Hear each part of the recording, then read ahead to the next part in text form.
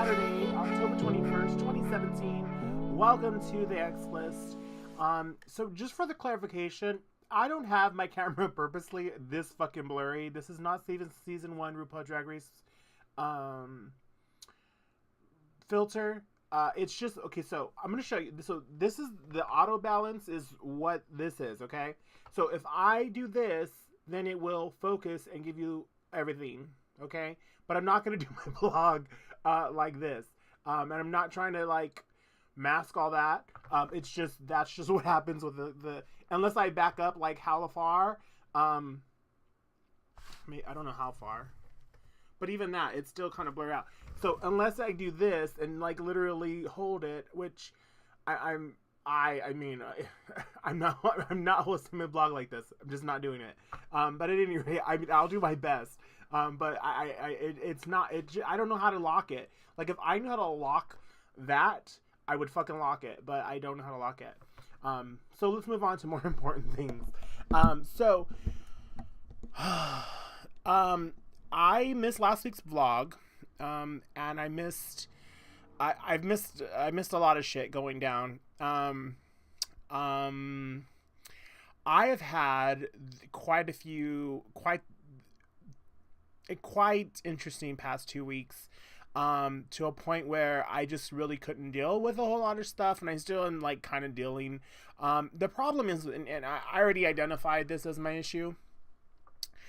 The problem is with me, when I'm dealing with stuff that takes a toll on me mentally, I shut down as far as connecting with people, as far as wanting to be around people, as far as reaching out to people, as far as my brain is constantly working and thinking about things, and thinking about the things that are manifesting, the things that have happened, the things that are going on. And that's usually just with one thing that's happening, okay? And this past 2 weeks, I've had 3 weeks, I don't know. It was a series of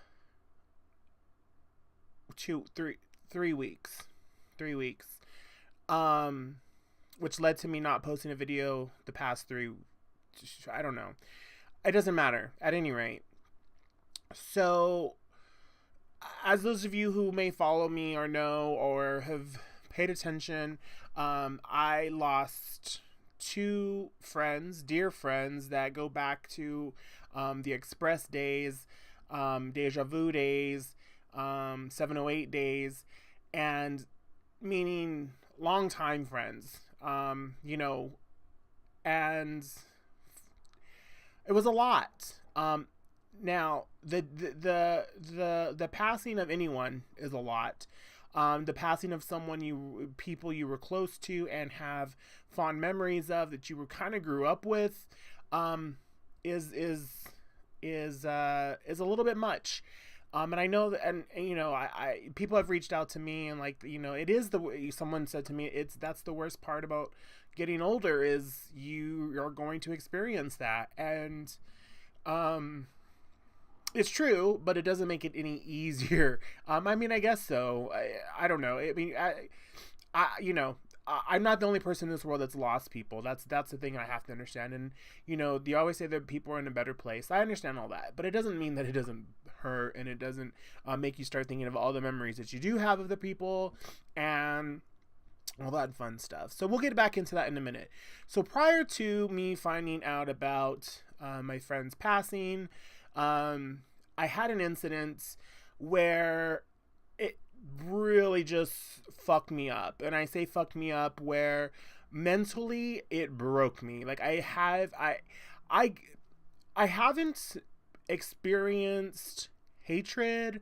I haven't as my coming out story or whatever, or it gets better. I never really had an experience where I was suppressed for who I was, where I was always out there. I was always with the in crowd. I've always been accepted, if you will, for who I was, and I never really had any adverse reaction to that, at least to me directly, to my face, about me directly. And the week before I found out that of my friend's passings, um, I had a situation go down where it broke me. I don't want to get into the specifics of it, but seriously, at first, like the initial onset of it, I was just like, cool, I can handle this. But as I sat there, within 5 minutes, I was a mess. I was bawling. I was crushed. I was broken. I felt broken. You never, you know what it's like. You feel. I was in a safe place. Let's put it that way. I was in a place that was safe, or known to be safe to me. I've never experienced anything of the sort. And I had this situation occur, and I just felt very violated. I felt very, I wasn't physically attacked. It wasn't anything. It was just the things that were said about me that I wasn't supposed to have heard, but I did. And I felt crushed. When I say crushed, I've never felt that way before. Because again, I've never experienced that. And just thinking about it now really puts me back in that space. I moved on from it because I had to, and I have to, and I'm gonna, and it just, and what connected everything was that I really just started thinking about the world we fucking live in right now, and who our fucking president, or who is occupying the White House right now, and just the fact that people feel that they have the right to say things because it's their amendment right, or whatever the case may be. Now, and everything just started, and I brought all that together on top of, I just connected all those dots together. And do they belong together? Probably not. But I feel like the fact that this person said what they said was in part of because of the world we live in right now. And I don't think, I really just connected those thoughts, and I just kind of, it fucked with me. It really fucked with me, guys. And so then, cut to, dealing with that, and then, finding out, one of my other friends passed, which was a blindside completely. Like, no, I didn't know that was, like, I didn't know. That was kind of out of nowhere. It was very unexpected to me, and apparently everyone that I've spoken to was blindsided by it. So there's that. And then, those of you who know, if you see my profile picture on Facebook, Lee, which was the owner of the Deja Vu /Express /708 /everything, he passed, and that was a little bit, I'm going to say expected, but we knew his health wasn't doing well. But to have it happen within a day after, our other friend, who we all worked together, like, we were the Express, we were the Deja Vu, we were the crew there, and for that to happen within days, I think 2 days, if I'm very specific, but with Lee, it was a much more difficult situation because I spent more time with him. We had like our weekly meetings or bi-weekly meetings. I don't forget what it was. We had meetings on a regular. We went on trips together, and he just really, I said this, that, the night of the Express closing, and I owe so much to the opportunity that he provided for me, for the platform, the venue, the ability to become the person who I am. And really, at any point, he could have pulled that plug. You know what I mean? And granted, things were going well. And at any point, he really could have just, said, that's that. I mean, I'm forever grateful for that opportunity, to be part of the Express, and the family that, the chosen family that we had, that we have, as far as the Express goes, and to lose him, it's just you just think back to all the wonderful things and all the hey girls, hey girl, that he used to say, and just a lot. I went to his so at any rate, so that all happened. I did go to his services, which were last Saturday, which I was grateful to be able to attend. And I was just a mess. I was sitting there. I sat by myself because I just, even before I even walked in, I was just bawling. I just couldn't handle it. And I just needed to get it out. I really just needed to leave it at the door, or leave it there, and just get it out. So in the midst of all this, so in the midst of that, I also those again, those of you who follow, pay attention, went on a cruise. It was, and honestly, and I don't mean this in a negative way. I was in my brain thinking, how do I get out of this cruise? Like we already were informed that if we canceled, we would have to pay for the cruise. It was a gift. The cruise was a gift to us, and we booked the cruise a month ago. Maybe even a little bit longer ago. And it was a gift, and we were told that if we canceled, we would have to pay it back. Now, mind you, I'm dealing with all this stuff I'm dealing with. I'm just dealing with these emotions, and I'm just like, I really honestly did not want to go on that cruise. I just felt like it was just going to be, I was just going to be the humbug. And then I just kind of like, you're going to have to make the best of this, bitch. You know, everyone else was excited. It was the first cruise for some people. And for me, I just needed to suck it up and put on my big girl panties and fucking have a good time and do my best. I did. I did my best. For a lot of the cruise, honestly, I was in my room asleep. I was alone. Just again because it just my thoughts in my brain just were processing stuff. And just stuff. What I can't even like recall like what it was going through, but I just remember thinking. I was reading on the book. I was reading on the boat. I was listening to podcast. I was just very I just felt I needed to be alone. And it's really hard to be alone when you're on a boat with people. You know, and there's nowhere to go. I mean, I have my cabin, luckily, and I was able just to process a whole lot. And really, I think it was kind of a good thing that I went and got that alone time to be disconnected and not deal with things, and just to like chill the fuck out for a second and really reevaluate some things and process on my own in my cabin.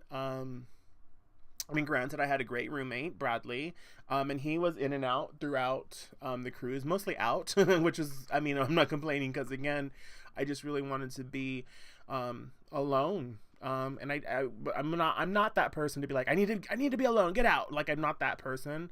And I really just, the other part of it, I didn't want to be a Debbie Downer for everybody. I just really I had made plans with people, with people, and I wanted to, and this was prior to all this happening, so I wanted to live up to my obligations and do what we planned to do without really changing plans much.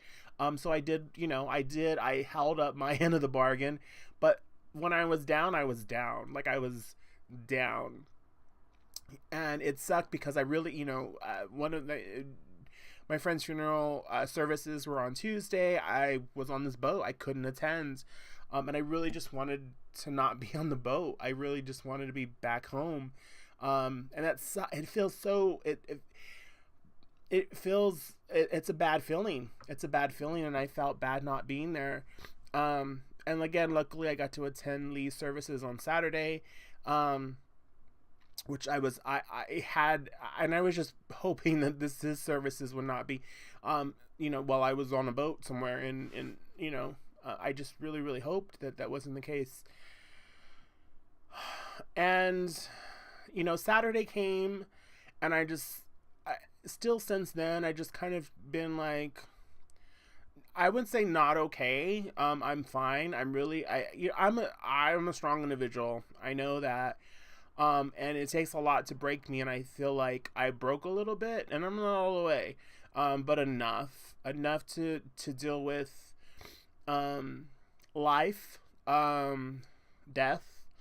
Um, and but really, there's no downtime. It's just I have so many things going on in my life on a regular that there's no downtime. There's not an opportunity to not keep going, and not that I want to. And I think that again, being on the cruise was a good thing and a bad thing. Like, I really wanted to be off the boat, but being on the boat and being away and trapped, and I say trapped, but being off really helped to just kind of process things alone and process things in a way without interruption. And I just still, like, I feel like I haven't, like, shook it off yet. I feel like I still, like, am in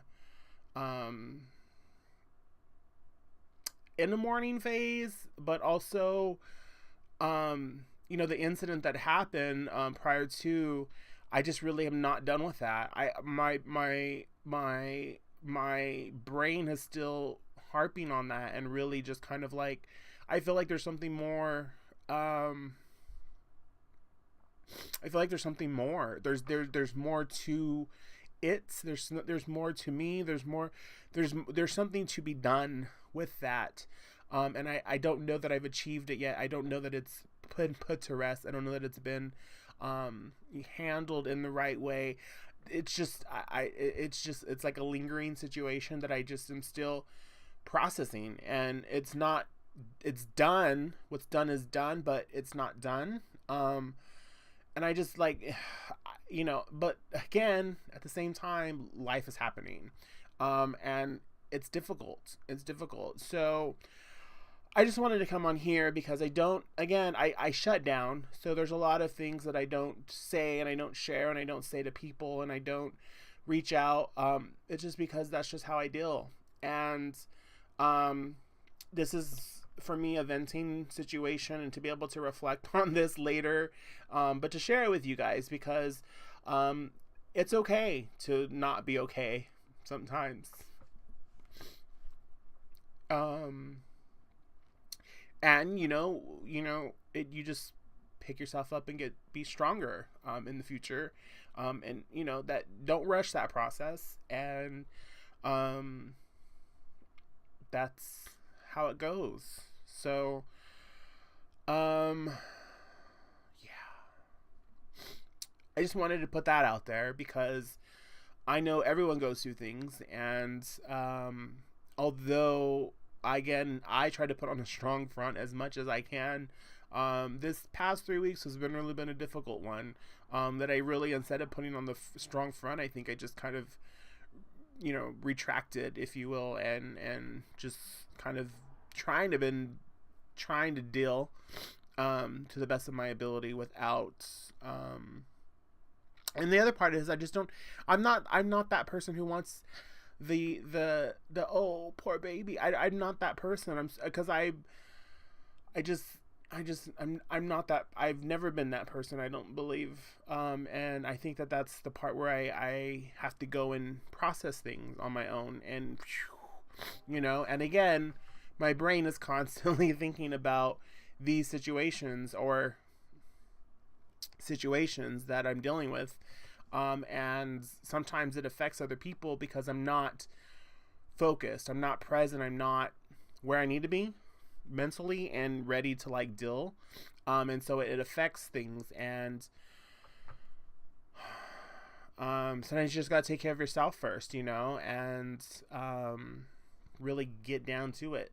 I don't know. Well, yeah. So this is an interesting one, and I thought it was gonna be a little bit more of a mess. And if you guys, please know that, take your time, handle your business, process your shit. Don't sit in it forever. And again, pick yourself up and dust yourself off and try again, or whatever Aaliyah says. But just know that you don't always have to be strong, and you don't always have to be dealing with stuff on your own.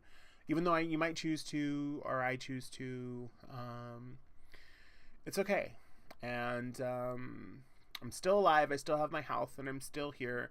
And hey, that's all I really could ask for. But yeah, 20-minute blog. I don't know. Thanks for watching. Like, comment, subscribe, tell a friend.